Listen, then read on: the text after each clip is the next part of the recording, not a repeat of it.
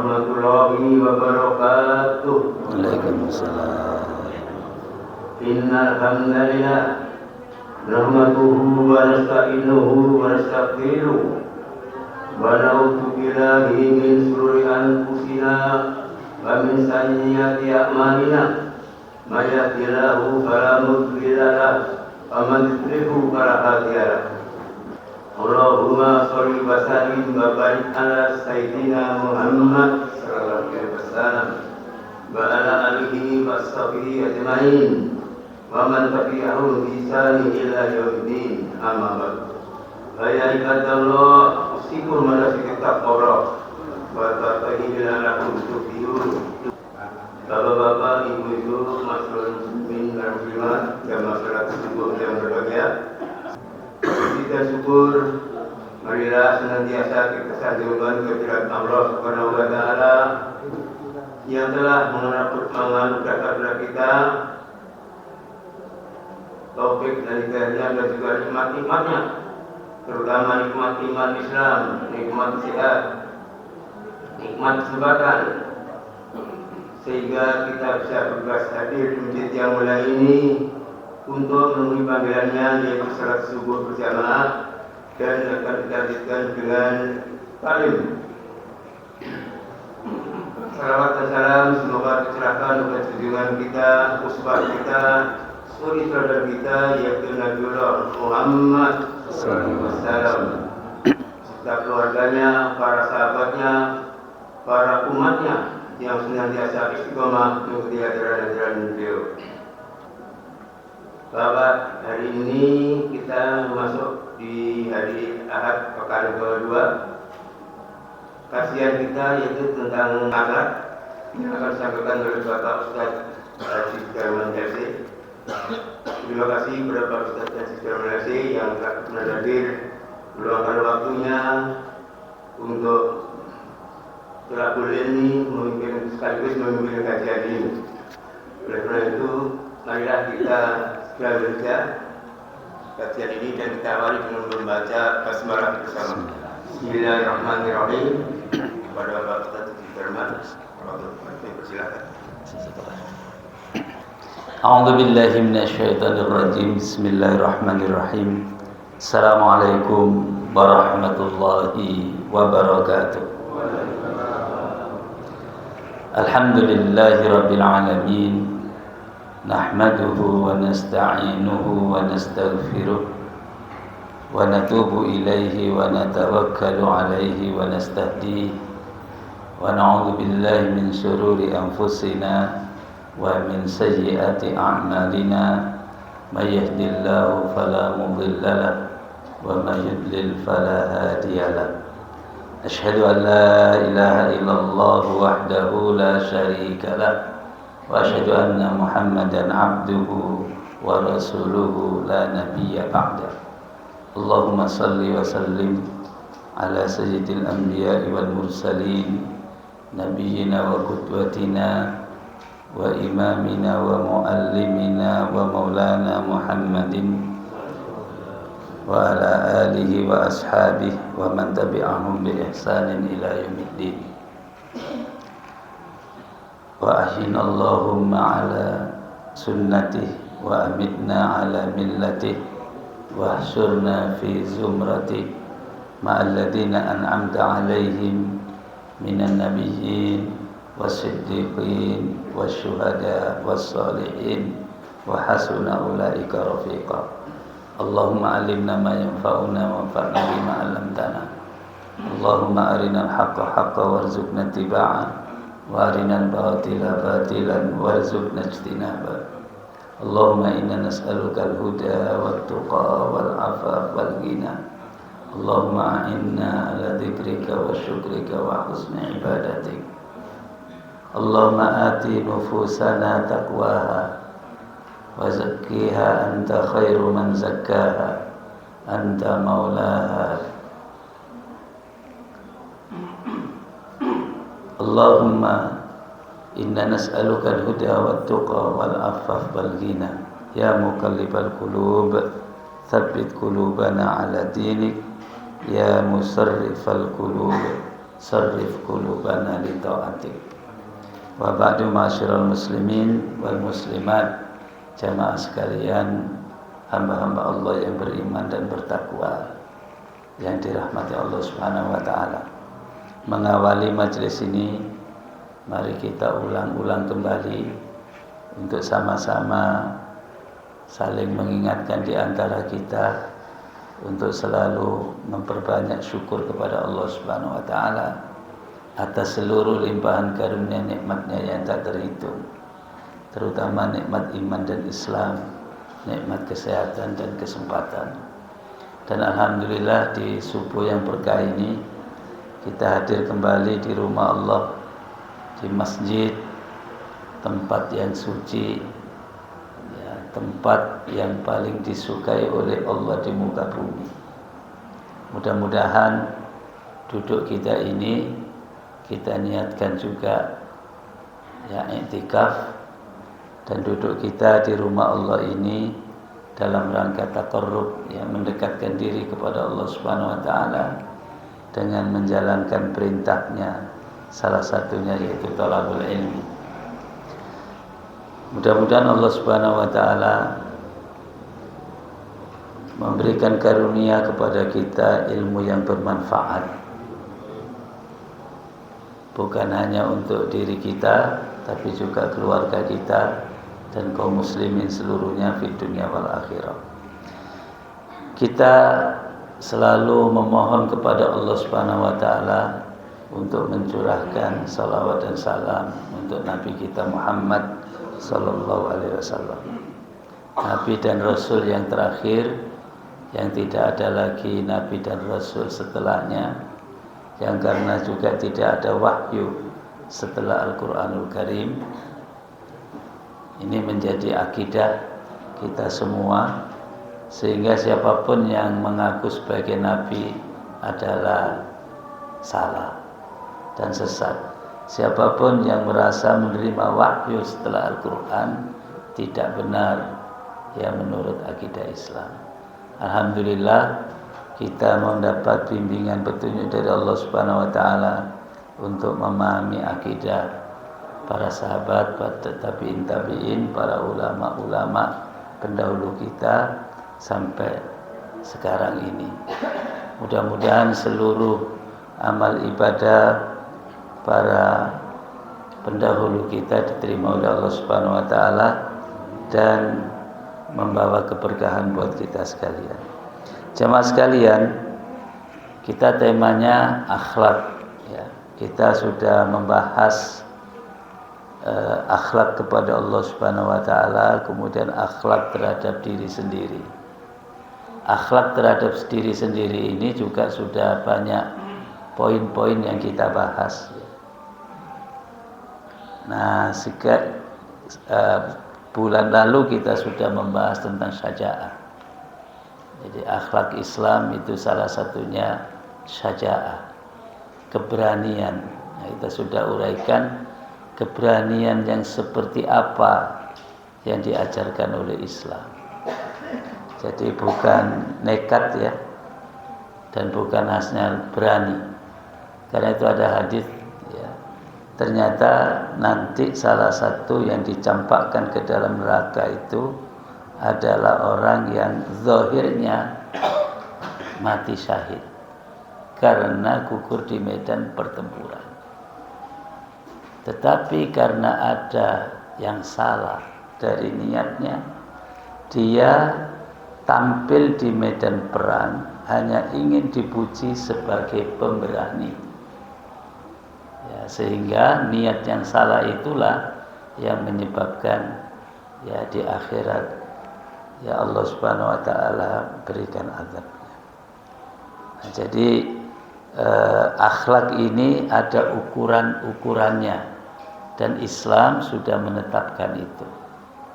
Nah, mudah-mudahan di bulan Muharram ini kita memasuki 1447 Hijriah, kita mampu menghijrahkan diri kita, salah satunya dari akhlak yang mazmumah, akhlak yang tercela, menuju akhlakul karimah, akhlak yang terpuji. Dan Rasulullah SAW dipuji Allah Subhanahu wa taala karena akhlaknya. Wa innaka la'ala khuluqin adzim. Sungguh engkau Muhammad memiliki akhlak yang agung, akhlak yang mulia. Bahkan Rasulullah SAW sabdakan, innama bu'ithtu liutammima makarimal akhlak. Sesungguhnya aku diutus untuk menyempurnakan kemuliaan akhlak. Nah, jadi hari ini kita punya problem besar. Akhlak ini menjadi persoalan. Ya, yang menurut Islam itu tercela hari ini orang dipuji-puji. Dia ada ya nilai-nilai yang tertukar atau diputar balikkan. Nah, salah satunya kita sampai pembahasan akhlak tawadhu. Jadi hari ini orang itu disuruh membranding dirinya supaya orang tertarik dan memuji-muji. Tapi kemudian di situ banyak kepalsuan-kepalsuan. Ya, yang penting casingnya yang bagus, gitu. Di orang didandani. Ya, didandani. Nah, salah satu bentuk kejujuran itu ya kita harus apa adanya. Ya, enggak perlu kita ini ya bertopeng gitu ya. Karena manusia hidup itu kalau apa adanya dia akan menikmati kehidupan. Ya, enggak ada beban dalam dirinya. Orang-orang yang menebar kebohongan dan selalu bohong hanya karena ingin supaya dia dihormati orang, sehingga ditonjolkan dirinya, apa-apa yang tidak semestinya itu sesungguhnya membebani dirinya sendiri dan tidak akan bahagia. Ya, maka akhlak Islam itu mengajarkan kepada kita salah satunya yaitu akhlak tawadhu. Tawadhu itu rendah hati, bukan rendah diri. Kalau rendah diri itu orang kehilangan kepercayaan dirinya. Ada orang Islam yang rendah diri, nggak boleh. Jadi merasa rendah karena Islamnya. Bahkan sering kan kita dengar ada Islam Bobby. Di orang itu merasa ya, bahasa sekarang ya, nggak pede dengan Islamnya. Jadi orang Islam nggak izzah, nggak mulia dengan Islamnya. Bahkan merasa di tengah-tengah komunitas tertentu karena Islamnya lalu minder. Itu yang nggak dibenarkan.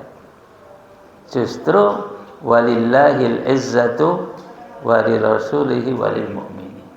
Kemuliaan itu milik Allah, Rasulnya dan orang beriman. Jadi orang beriman itu harus memiliki ya kemuliaan diri, harga diri, ya gitu ya.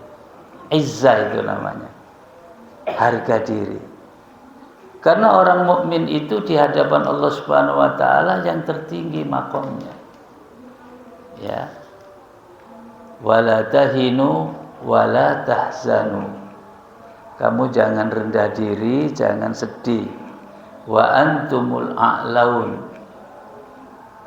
Karena kamu itu tinggi, mulia ya di sisi Allah, in kuntum mu'minin.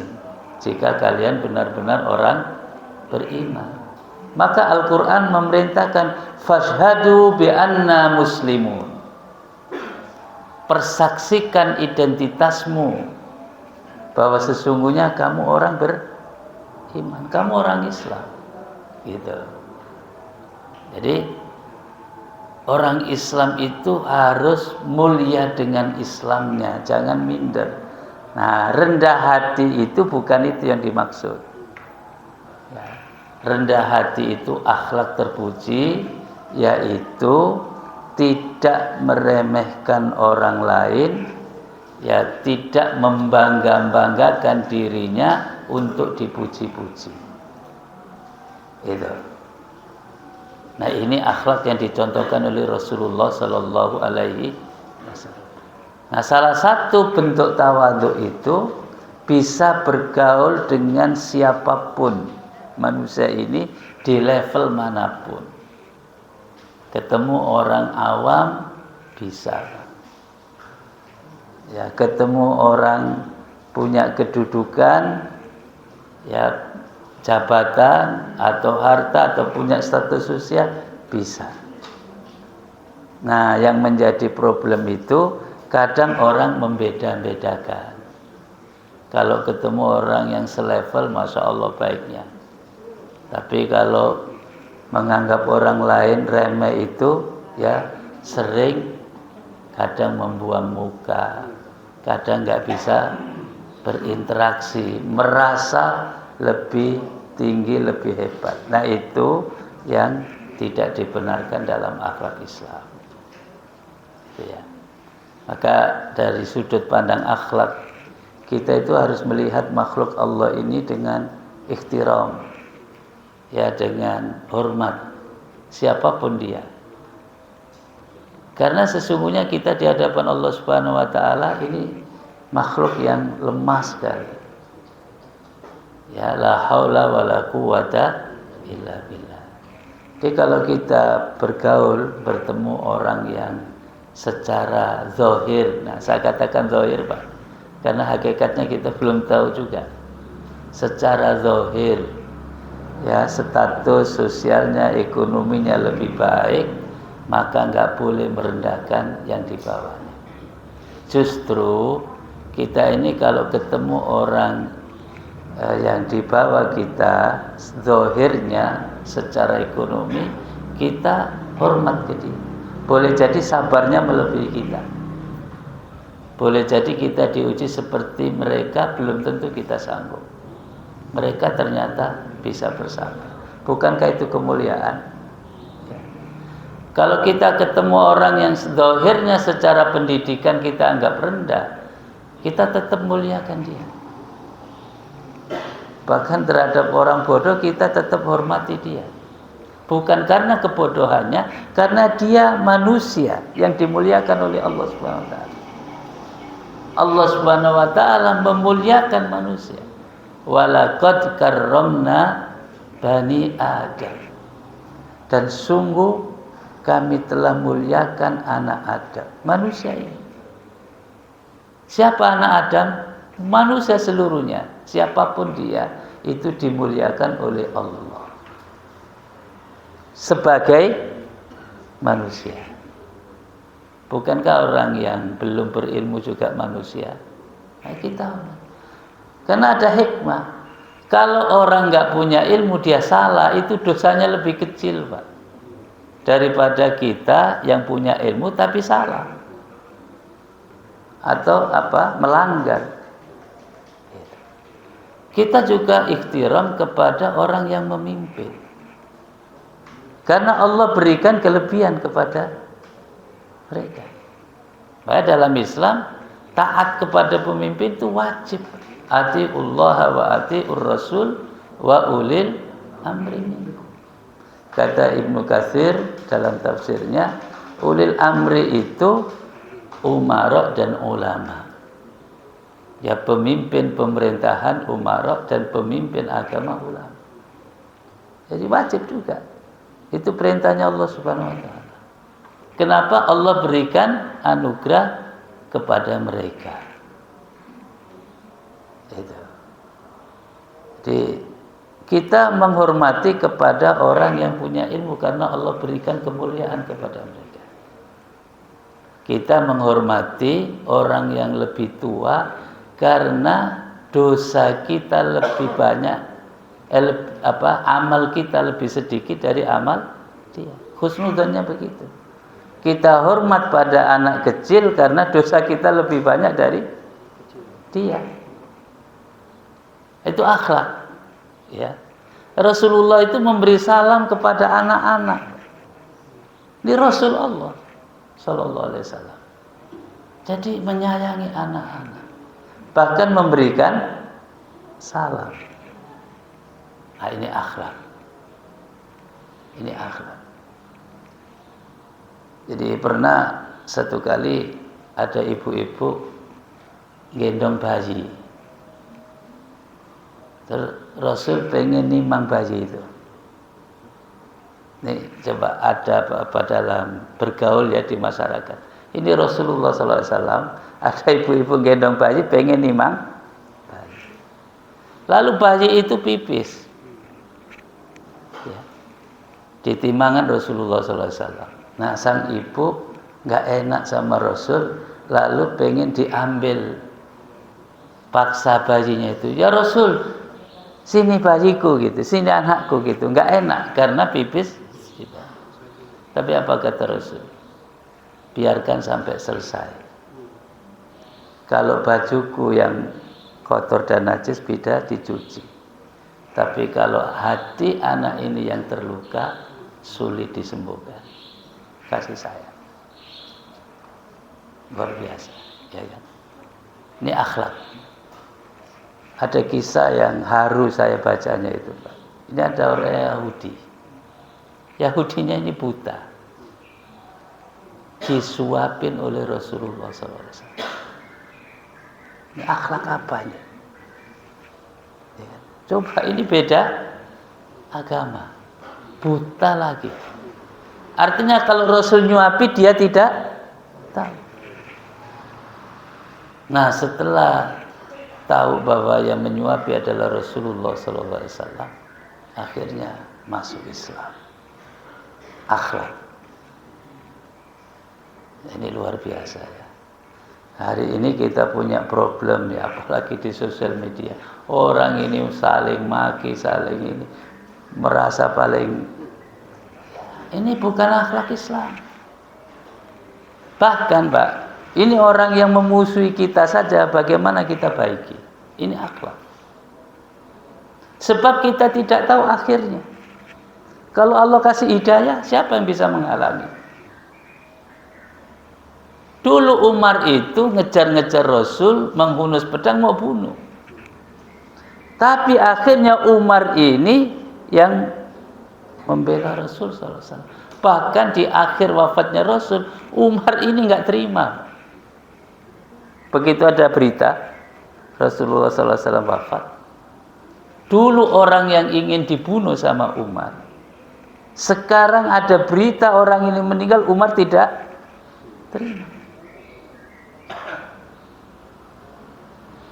Sampai Umar bilang, siapa yang mengatakan Muhammad meninggal akan saya lepaskan kepala dari badannya. Saking cintanya. Akhirnya ketemu Abu Bakar. Diklarifikasi, benar enggak Rasul? Benar. Lalu Abu Bakar bacakan ayat. Wa ma Muhammadun illa rasul. Qad khalat min qablihi rusul. Muhammad itu hanyalah seorang rasul. Telah berlalu rasul-rasul sebelumnya. Afa imata au qutilan qalabtum ala aqabikum? Apakah kalau dia meninggal atau terbunuh kamu kembali kepada agama jahiliyah?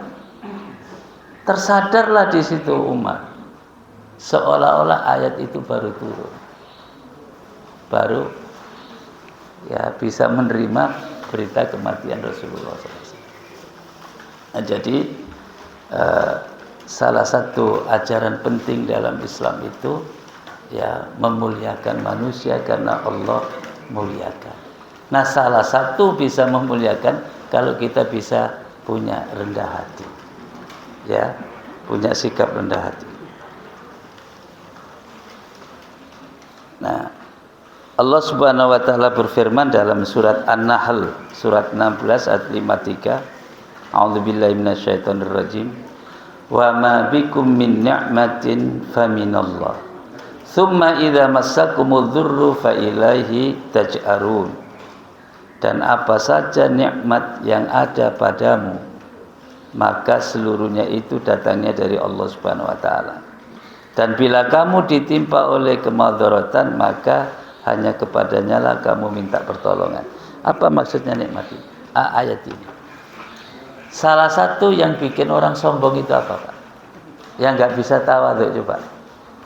Pengalaman hidup kita ada yang sudah puluhan tahun ini.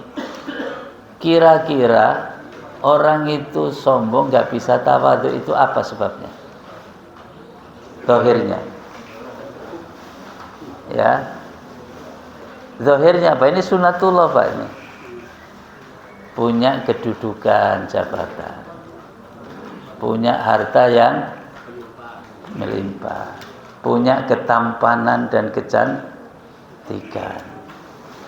Oh iya Pak, itu ada potensi sombong orang karena diuji oleh Allah. Saya katakan diuji dengan kecantikan dan ketampanan. Itu potensi untuk sombongnya ada. Dipuji punya badan yang kekar, sehat. Loh kadang-kadang karena dia sehat itu muncul sombongnya. Saya selama hidup nggak pernah sakit. Nah, itu kan mulai. Ya karena lagi diuji dengan sehat. Ya. Ini hati-hati. Jadi ada satu hadis ya. Ini akhlak Islam. Sejelek-jelek makanan itu makanan di walimah yang orang fakir tidak diundang. Mau boleh Pak hajat di mana aja, tapi orang fakir sekitar kita harus Pak kalau tempat aja kasih makan, kirim. Supaya makanannya itu, karena sejelek-jelek makanan itu kalau hajatan orang fakir miskin tidak. Kenapa nggak ngundang fakir miskin? Kenapa nggak diundang? Nah, ini bapak kita jawab karena malu ngundang orang itulah kesombongan. Itulah kesombongan. Coba akhlak Rasul. Rasulullah SAW itu manusia seperti kita. Kul innama ana basyarum. Ya kadang gurau juga. Dan guruannya Rasul itu ya nggak pilih-pilih Pak. Ketemu siapa saja. Menghibur. Ketemu nenek-nenek Rasul canda juga ada. Karena ada itu kan di Al-Quran kisah. Ada nenek-nenek datang kepada Rasul Sallallahu Alaihi Wasallam. Lalu ditanya, ada perlu apa nek? Saya ingin menemani engkau ya Rasulullah di surga. Kata nenek ini. Nenek ini digodain sama Rasul. Kalau orang sekarang godain kan bukan nenek-nenek Pak yang digodain ya. Ya. Yang digodain siapa Pak sekarang? Ya Rasul godain nenek-nenek karena ingin menyenangkan. Sekarang kalau godain nggak mau nenek-nenek. Oh, godain anak SMA. Karena tujuannya apa? Dibilang sama Rasul, nek di surga itu nggak ada nenek-nenek. Jadi nenek ini ya kecewa, bahkan menangis. Akhirnya Rasul ditinggal pergi, nggak pamit itu. Ya udah kalau nggak bisa masuk surga ya udah gitu kira-kira. Sambil ngambek lah ya. Jadi nenek itu ada juga yang ngambek Pak, ya itu ya biasa. Ya, manusia itu begitu. Akhirnya dipanggil lagi Rasul, nek sini nek gitu. Terus dihibur oleh Rasul. Rasul membaca ayat, Inna ansha'nahunna insya'a faja'alnahunna abkar uruban atroba li ashabil yamin. Di dalam surat Al-Waqiah. Inna ansha'nahunna insya'a, sesungguhnya kami akan bangkitkan di surga itu bidadari-bidadari. Uruban atroba yang sebaya. Jadi Bapak nanti bingung milihnya Pak di surga. Karena memang nggak bisa dipilih. Sebaya seluruh bidadari-bidadari. Terus dijelaskan oleh Rasul. Jadi nek nanti di surga itu nggak ada nenek-nenek. Nanti nenek menjadi gadis. Hanya senyum-senyum nenek itu. Oh, jadi bisa jadi gadis ya Rasul. Ya. Padahal nenek-nenek itu sering membaca dirinya sendiri kan. Kadang-kadang banyak kecewa ya, yang dulu cantik kok sekarang begini, yang dulu ya masih giginya utuh kok sekarang sudah banyak. Nah, tapi nanti diberitakan oleh Rasul semuanya jadikan. Dengan sahabat-sahabatnya dekat sekali Rasul. Dan tidak beda-bedakan. Beda-bedakan. Ya, jadi inilah yang diajarkan. Apapun yang kita miliki itu sesungguhnya karunia Allah Subhanahu wa taala semata. Bahkan lebih jauh lagi, bukan milik kita.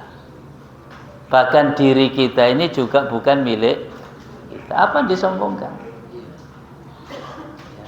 Jangankan harta, Pak ya. Diri kita ini juga bukan milik. Makanya kita tegaskan innalillahi wa inna ilaihi raji'un. Sesungguhnya kami ini milik Allah. Innalillah. Dan kita akan kembali kepada Allah Subhanahu. Makanya kalau kita sholat, salah satu doa iftitah itu apa? Inna sholati wa nusuki wa mahyaya wa mamati lillahi rabbil. Hidup mati kita ini milik Allah. Seluruhnya milik Allah. Karena itu tidak ada yang perlu, bahkan tidak ada yang bisa disombongkan. Jadi bicara tentang tawadhu. Ini keutamaan tawadhu. Seringkali ini godaan, Pak ya. Orang nggak bisa tawadhu itu karena takut direndahkan. Ya, takut direndahkan. Nah, ternyata dalam kehidupan tidak, Pak. Sunnatullahnya mengatakan begini dalam hadis riwayat Dailami, at-tawadhu la yazidul abdu illa rif'an wa tawadhu yarfa'ukumullah. Tawadhu itu tidak menambah kecuali ketinggian kedudukan. Jadi orang yang tawadhu itu bukan karena itu lalu dia malah hina.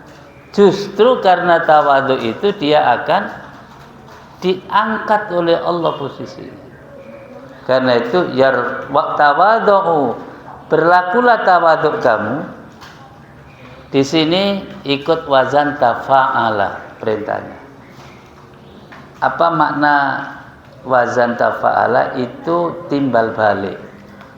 Jadi tawadhu itu tidak bisa satu arah, tidak bisa satu orang, tapi harus dari semuanya. Yang diajarkan tawadhu, saling tawadhu, saling merendahkan hati.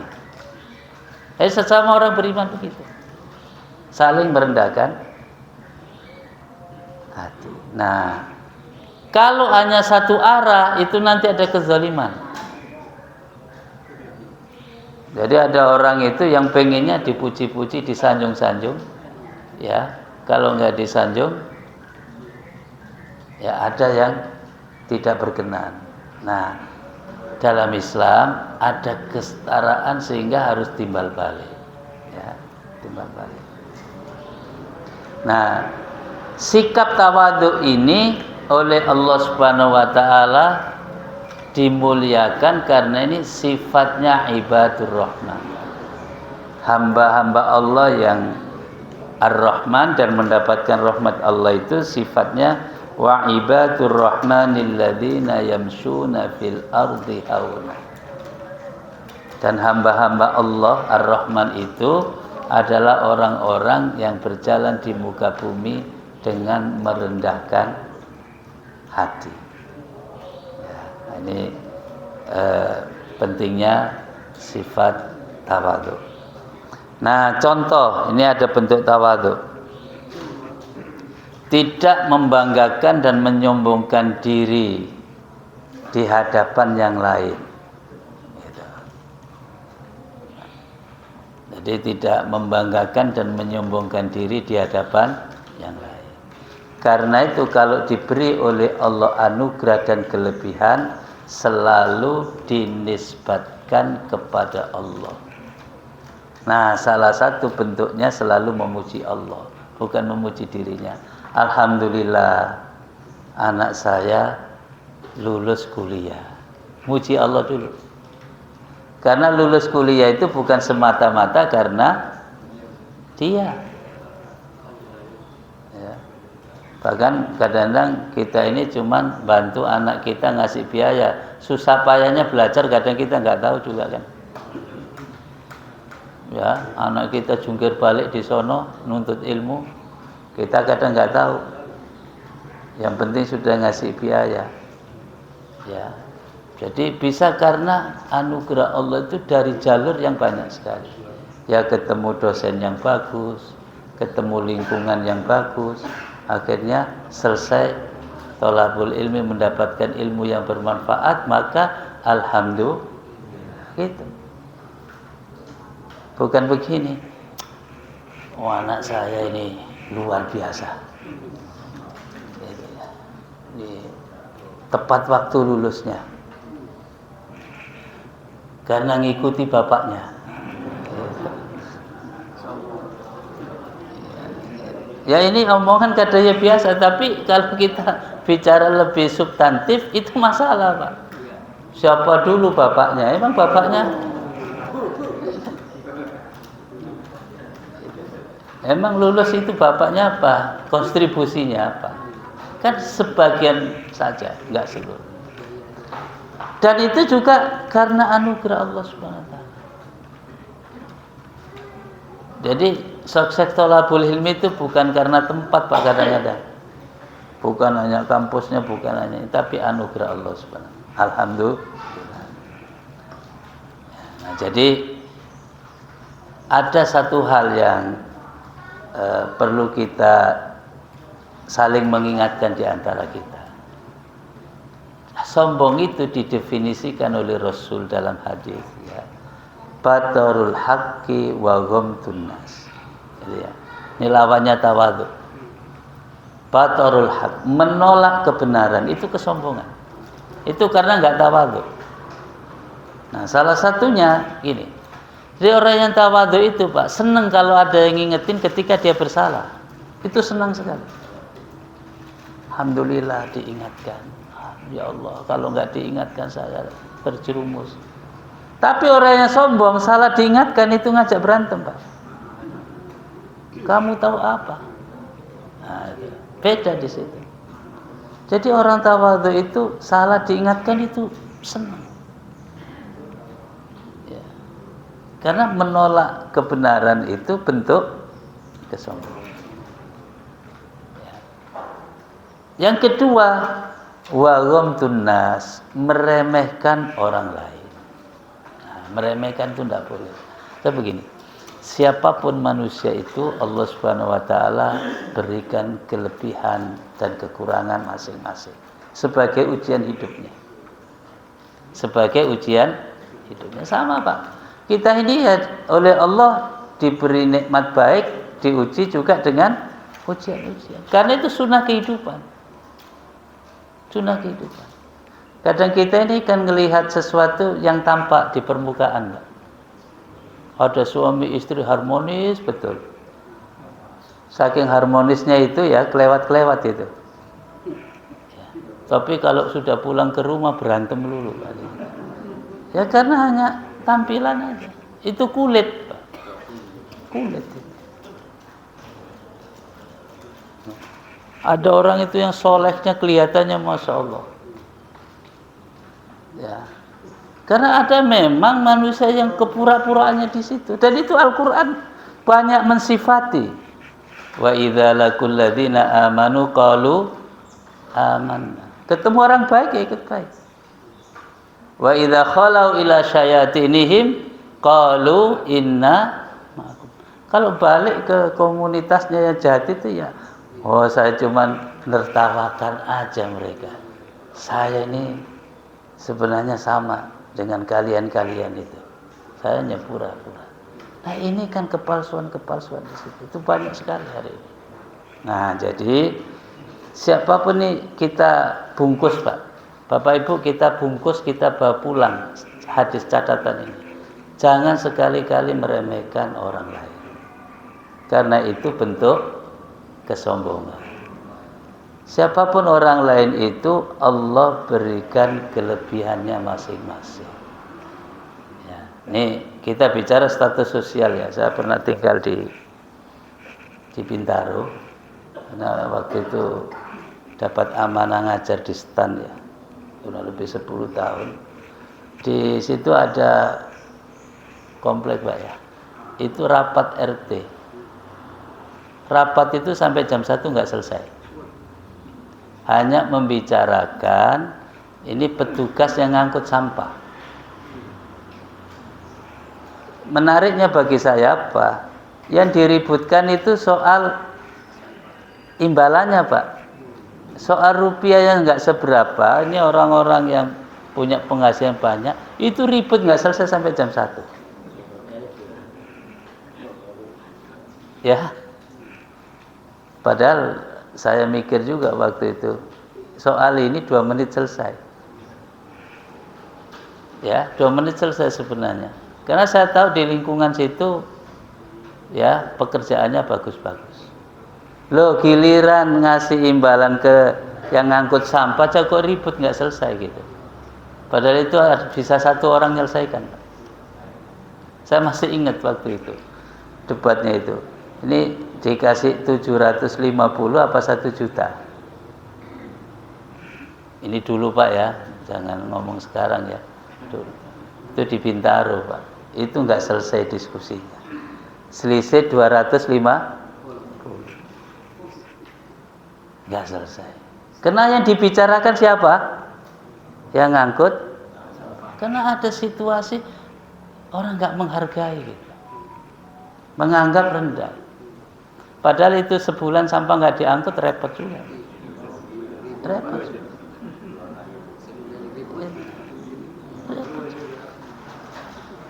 Nah ini bentuk-bentuk kesombongan Pak yang begini.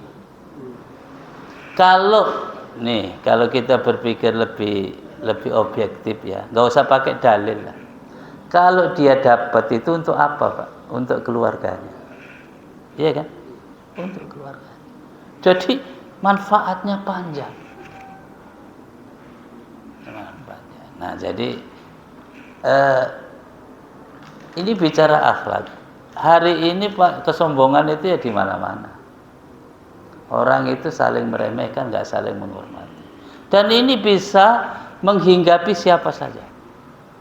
Ya ada orang alim itu sombong dengan ilmunya, dan merendahkan orang. Kamu ini tahu apa? Jadi kamu tahu apa itu sebagai bentuk tidak menghormati gitu. Tidak menghormati. Nah, maka penting ya kita bungkus ini Pak ya. Oh ini kata Rasul bukan kata saya. Jadi tawadhu ini diajarkan dan sombong itu harus dijauhi, dan bentuk kesombongan itu dicontohkan Rasul langsung. Batarul haqqi wa ghamtun nas. Nah, ada hadis yang mengancam. Jadi orang itu kalau sombong enggak tawadhu, dampaknya itu di akhirat, bukan di dunia. Ini hadis riwayat Muslim, hadis sahih.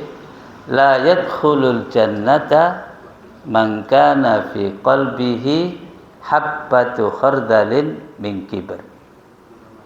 Ya, ini kan berat Pak ancamannya. Enggak masuk surga orang yang dalam hatinya ada kesombongan. Misqala dzarrah. Waktu kita mondok, misqala dzarrah ini diterjemahkan lagi itu sebesar biji sawi Pak zaman itu. Karena biji sawi itu kecil menurut orang zaman itu. Ternyata sekarang ada partikel yang lebih kecil lagi. Mau diterjemah misqala dzarrah itu sebesar atom. Nah sekarang ketemu lagi Pak, ada partikel yang lebih kecil. Artinya apa? Sekecil apapun.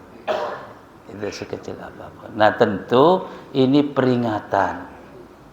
Nah karena peringatan dari Rasul ini ancamannya berat, maka ulama menyimpulkan kalau dilakukan dosa besar. Jadi ada definisi begini. Apa itu dosa besar? Dosa besar itu perbuatan ya yang diancam oleh Allah dengan azabnya fid dunya wa fil akhirat. Jadi apa saja yang di akhirat itu diancam dengan azab itu kategorinya masuk dosa besar. Dan selalu disebut di situ. Jadi dampaknya bukan di dunia, Pak, tapi nanti di akhirat. Sehingga dosa-dosa besar itu ya oleh Allah dan Rasulnya diingatkan, nih loh kalau kamu lakukan di akhirat nanti seperti ini akibat negatifnya, ancamannya. Nah itu masuk kategori dosa besar. Imam Az-Zahabi menyusun kitab diberi judul Al-Kabair, dosa-dosa besar. Ya, beliau menggali dari Al-Quran dan Sunnah lalu dikumpulkan dalam satu kitab ya apa saja dosa besar itu. Nah beliau menghitung itu sampai 70. Jadi banyak Pak ya, 70. Salah satunya ini kibir ini. Dari mulai syirik ya, hukukul walidain, makan harta anak yatim ya tanpa alasan ya berjudi ya, membunuh tanpa alasan yang benar ya, berzina, berbohong, ingkar janji. Apa bedanya bohong sama ingkar janji? Nah nanti Pak ketemu kita akan bahas ya. Ada, jadi semuanya ini masuk kategori itu. Nah coba kita jujur sama Allah Subhanahu Wa Taala, jujur sama diri sendiri. Sehari-hari kita ini ngelihat nggak Pak dosa besar? Tentang dosa besar ini ada nggak? Ya. Apa judi misalnya? Ada nggak Pak orang berjudi? Banyak. Oh ini udah darurat malah ya. Minum khamr. Nah, ini juga darurat. Ya. Judinya nggak kelihatan Pak ya karena online ya. Kalau dulu gapai Pak. Iya. Dan ini bukti kebenaran Islam. Bukti kebenaran Islam. Di dalam Al-Qur'an judi itu perangkap setan, tapi akibatnya disebutkan. Itu bisa berantem. Dan ternyata banyak sekarang gara-gara judal berantem, Pak. Suami istri berantem karena suaminya ikut ini. Dan ini bukan 1 2. Dan saya bukan kata orang, saya tahu sendiri. Ya, orang datang pinjam uang, ya datang ngobrol-ngobrol apa ini? Gak taunya terperangkap judi. Ya, judi. Dan ini karena setan gepeng jadi judinya tambah. Oh, judi itu didorong setan, Pak. Setan gepengnya banyak, HP itu. Jadi ibu-ibu juga ikut-ikutan di kampung-kampung. Ya. Sambil masak main judi. Nah, masak. Iya. Ini mau nanya nih kalau saya ada kurban, penitia itu cuma sebagian dari 1,5 kilo. Tapi rata-rata kebanyakan ngambil bawa ke rumah sampai 5 kilo. Itu termasuk dosa besar nggak boleh? Iya. Itu bab fikih Pak nanti. Itu babnya bab fikih. Kita lagi bahas akhlak. Ya. Ntar kalau dijawab panjang Pak ya. Tapi kalau nggak dijawab ntar nggak mau ngaji lagi. Ya. Nah, saya kasih kaidah aja Pak. Saya bukan soal dagingnya untuk apa, itu kaidahnya aja supaya ilmunya meluas. Mengambil hak orang lain tanpa izin itu dosa. Ya udah kaidahnya begitu. Wah, bukan soal daging aja ya apa saja Pak. Ya, gitu. Kita pernah nakal juga Pak waktu kuliah juga dulu. Karena nggak punya uang. Ya, tapi nakalnya itu terukur gitu Pak. Nakalnya itu terukur. Karena waktu sadar itu terus dikembalikan. Jadi sarapan nggak punya uang itu Pak di kue-kue itu kan Kan ini jadi ketawa saya Pak karena ya iya. Jadi nggak dihitung itu Pak yang diambil itu, ngambil 5 dihitungnya 3. Iya. Tapi terus sadar Pak, itu nakalnya nakal terukur. Pada cari-cari kemudian udah ya. Jadi kita itu pintar alasan juga Pak waktu itu. Ini ada sodako dari orang. Padahal kita ini mau bayar dulu. Kalau diingetin malu Pak. Dulu kami ngambil malu. Jadi diselipkan gitu. Ya kaidahnya begitu Pak. Jadi apa saja yang bukan hak kita itu nggak boleh kita gunakan. Nah kalau mau minta izin. Nah kalau diizinkan yang berwenang boleh. Tapi dalam akhlak minta-minta itu enggak terpuji. Ini bicara akhlak Pak ya. Minta-minta itu enggak terpuji. Makanya akhlak yang baik sebelum orang minta itu mestinya dikasih. Nah bagi yang mampu ada akhlak tingkat tinggi juga. Belum diminta dia sudah ngasih. Jadi kan enak begini Pak. Dulu ada, ini mohon maaf ya jadi kita ngomong dikit. Ada apa ya nyari pemulung ya. Pemulung ngambil jemuran. Oh dimarah-marahi. Sebenarnya ini nggak bisa 100% kita salahin pemulung. Ya, nggak bisa Pak 100%. Nah ini terjadi zaman Umar juga. Ada orang mencuri sama Umar nggak dihukum karena Umar tahu ini darurat. Iya, nggak usah minta Pak. Sebenarnya kalau kita peka melihat kehidupannya saja itu mestinya kita bantu. Ya, kita kasih. Itu kepekaan namanya, kepekaan sosial. Nah, ketika jemuran diambil terus marah-marah, padahal ngasih pun nggak pernah, negur pun nggak. Jadi, ya itu akibat. Ya orang nggak diperlakukan baik lalu timbul niat jahat. Tapi kalau diantisipasi, ya dikasih, dibantu, kira-kira berani nggak ngambil jemuran. Nah kadang-kadang ya cerdas juga yang diambil itu memang orang-orangnya nggak baik gitu. Apapun ya ini nggak bisa dibenarkan. Tetapi ada sebab yang mestinya nggak terjadi gitu. Itu Pak ya. Jadi bukan soal daging kurban Pak ya, kaidah umum aja. Jadi ilmunya tambah luas Pak. Nanti yang ngambil kue sama juga tadi itu. Yang kayak kita cerita itu ya. Bahkan nah ini lagi rame Pak, sengketa tanah. Pernah nggak ngalami Pak? Pernah dengar nggak cerita? Orang bunuh-bunuhan gara-gara. Nah hadis itu sudah wanti-wanti, sudah ada preventifnya Pak. Ini tanah Pak sejengkal saja itu urusannya di akhirat. Nah dalam kitab itu dibahas. Salah satunya nyerobot tanah orang. Bukan meter Pak, bukan kilo, sejengkal bahasa hadisnya. Iya, sejengkal saja, geser batas. Itu urusannya di akhirat. Bukan di dunia. Di dunia mah bisa sekarang sertifikat ganda banyak di mana-mana. Ya kan? Nah, inilah pentingnya iman, ini pentingnya akhlak. Kalau takut sama Allah, Pak, jangankan geser batas. Kalau bisa ngasih orang. Gitu.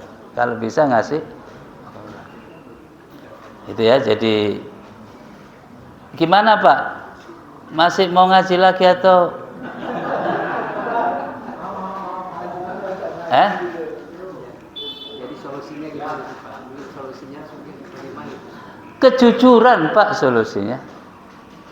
Orang itu Pak kalau ngerti jujur, mau salah aja nggak mau. Ya kejujuran di situ. Nah ini akhirnya tergoda ngomong juga Pak saya. Kita ini Pak urusan daging itu udah apa sih daging itu? Mau makan dari udah sering makan daging gitu. Ya kan? Nah, tapi ya karena itu. Apa sih? Itu. Mungkin ini Pak, mungkin solusinya itu harus minta maaf ke orang yang korban tersebut. Ya, Karena dosanya itu. iya, kalau maaf dan istighfar itu nggak usah diomongin Pak ya. Ya udahlah. Kita semuanya ini pada sholat kan istighfar terus. Maaf. Saya kira itu Pak ya. Nah, kalau mau tertib antisipasi ke depan, ya memang apa-apa itu harus diurus secara tertib dan baik. Jadi mengantisipasi hal-hal yang tidak diinginkan. Baik Pak ya, masih ada. Saya tutup dengan ini, dibungkus saja Pak, nanti dibawa pulang. Jadi pesan dari Rasulullah Sallallahu Alaihi Wasallam, di kita ini harus banyak menyadari satu, posisi kita di depan Allah. Kita ini siapa sih di hadapan Allah? Ya. Kita ini siapa di hadapan Allah? Nanti apa hasilnya? La haula wala quwwata illa billah. Ini yang bisa mendorong kita untuk bisa tawadhu. Artinya kita ini bukan siapa-siapa dan bukan apa-apa kalau tidak ditolong oleh Allah, tidak dianugerahi oleh Allah. Itu kita Pak, manusia ini. Allah tegaskan khuliqal insanu dha'ifa. Dengan posisi ini akhirnya apa? Ya karena kita di hadapan Allah ini bukan siapa-siapa, bukan apa-apa, lalu ibadahnya kepada Allah semangat, salah satunya bentuk doa. Allah itu marah kalau hamba ini nggak mau minta. Itu bedanya dengan manusia. Kalau dimintain terus dia marah. Tapi Allah kalau nggak diminta marah. Itu ya, marah. Karena permintaan apapun manusia itu nggak mengurangi sama sekali kekuasaan Allah. Ini orang sedunia ngumpul minta dengan masalah yang beda-beda, Allah bisa ijabah masing-masing permintaan itu. Karena kuasanya Allah Subhanahu wa taala. Gitu ya. Makanya berdoa itu tawadhu, bentuk tawadhu kepada Allah. Jadi bentuk kesombongan itu orang nggak mau minta sama Allah karena merasa bisa ngatasi seluruh urusan hidupnya. Padahal hakikatnya tidak. Ya, Bapak pernah baca buku nggak Pak? Kisah dokter. Ini dokter ahli. Ya lama sekali nggak punya anak. Kemudian diberi anak. Nah pas anaknya sudah mulai gede, sudah sekolah. Anaknya ini sakit demam berdarah. Sakit demam berdarah. Dia bilang apa ketika tahu? Waduh, teman dokter saya yang ahli banyak, ahli apapun ada, dikumpulin lah. Supaya bisa ngatasi anaknya yang demam berdarah. Allah takdirkan meninggal. Di situ terjadi kilas balik. Oh, rupanya keahlianku ini nggak ada apa-apanya. Anak yang kami tunggu-tunggu lalu hadir menyenangkan, tiba-tiba hanya demam berdarah, nggak bisa padahal teman-temannya ahli itu dikumpulkan. Kesombongan. Dulu ada nama anaknya Nabi Nuh. Ya bunayya irkam ma'ana, wahai anakku tercinta, ayo naik kapal bersama kami. Apa jawabnya? Kan'an ya. Sa'awi ila jabalin ya'simuni minal ma'. Enggak bapakku. Aku akan naik ke puncak gunung yang bisa melindungiku dari banjir. Ternyata gunung pun tenggelam. Nah, jadi nggak bisa kita bersandar ke materi. Ya, nggak bisa. Ada orang hartanya banyak, berbaring di rumah sakit, dia mohon sama Allah, ya Allah berikan kesembuhan sekalipun hartaku habis. Berarti di saat seperti itu harta bagi dia nggak ada artinya karena diuji dengan sakit. Padahal sebelum sakit, masya Allah, ya, gitu. Nah, jadi ini penting di hadapan Allah kita seperti itu. Kemudian di hadapan manusia kita ini banyak kekurangan. Kalau kita lihat kurangnya orang lain, gampang Pak. Tapi lihat kekurangan diri sendiri itu kadang susah. Padahal kita dilihat orang lain juga banyak kekurangan. Jadi di hadapan orang kita banyak kekurangan.